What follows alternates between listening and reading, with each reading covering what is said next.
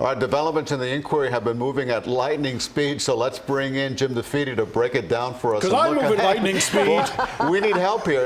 There was an important ruling today from a federal judge who said that the impeachment inquiry is legal, right? Mm-hmm. He also said that there can be access to the grand jury testimony in the Mueller report, but what does that have to do with the impeachment inquiry? So two things here that are key. The first is just what you pointed out, the fact that a federal judge has now said that the House followed its own rules and the impeachment inquiry is legitimate. This takes away a major talking point from the president and the Republicans, who have said that without a formal House vote, the impeachment inquiry is no good. The second part of it is they do get a chance to now see that material, that the grand jury testimony, unredacted, that the Mueller investigation had, right. And if there's anything there that they want to fold into this new impeachment inquiry, it can just bolster their case. So, Jim, the Republicans have been very vocal in their criticism of how all the investigations so far have been behind closed doors. They don't have general access to those closed hearings. Has that not always been the case with impeachment inquiries?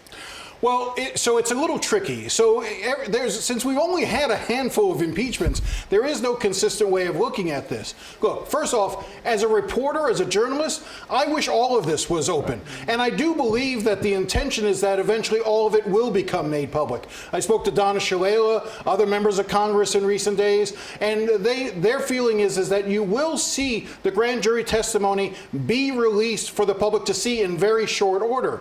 But you know, trying to compare this to Bill Clinton or to Richard Nixon's impeachment, the big difference here is, in the case of Bill Clinton, for instance, Ken Starr was a special counsel. He did an entire investigation, deposing hundreds of witnesses behind closed doors, and turned those findings over to the House Judiciary Committee for impeachment. Essentially, that's what's happening here. The Oversight Committee, the Foreign Affairs Committee, and the House Intelligence Committee are holding closed-door hearings with Republicans present, right, gathering the information. They will then turn it over to the Judiciary Committee, which will have public hearings. All right, when might Republicans get their wish when there will be public hearings? See, and that's the interesting thing. I think that be careful what you wish for, because some of this testimony has apparently been very damning. And so think of it this way. The Democrats, with the Republicans in the room, have behind closed doors been essentially rehearsing or testing out the various actors who could play on the main stage. And so what you have is they've gone through all of this. I think what you're going to see is you're going to see the next 2 weeks they're going to wrap up the behind closed door testimony. They will then send a report to the Judiciary Committee, and my guess is the Judiciary Committee will begin holding public hearings right after Thanksgiving.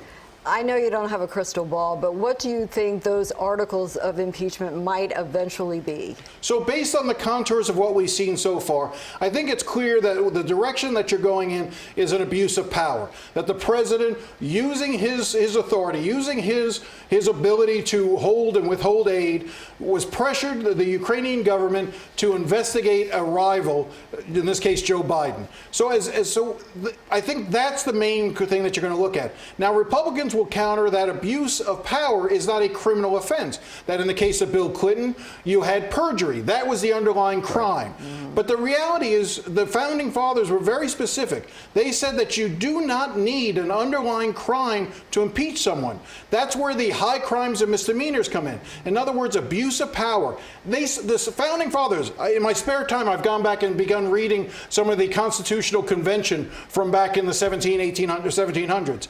And the founding fathers, one of the things they were very worried about was the power of the presidency colluding with foreign governments, like in this case Ukraine, mm-hmm, to try to affect American elections and affect the status of power.